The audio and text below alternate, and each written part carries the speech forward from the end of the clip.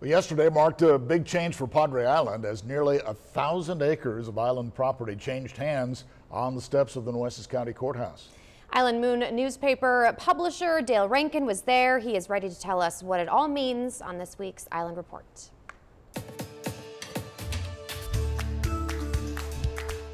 It began like this.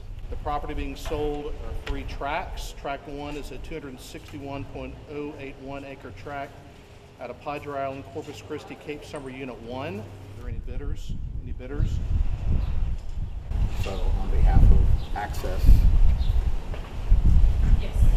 Capital Credit Fund, LLC, credit bid $5 million.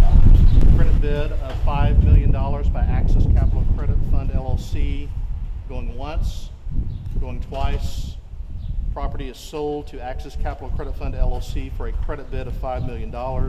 This concludes the sale. The Austin firm that loaned $18 million to the Schlitterbahn project was buying up island land owned by Asset Development Corporation.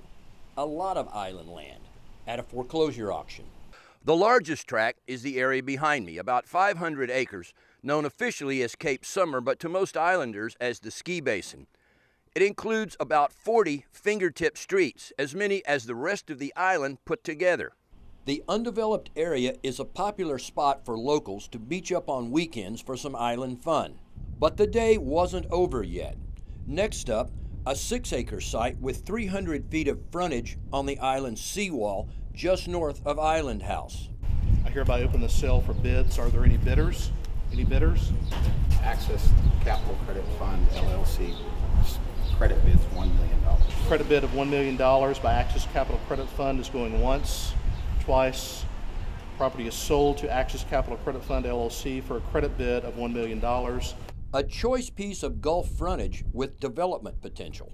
And finally, the lot at the southwest corner of SPID and Whitecap sold for $500,000.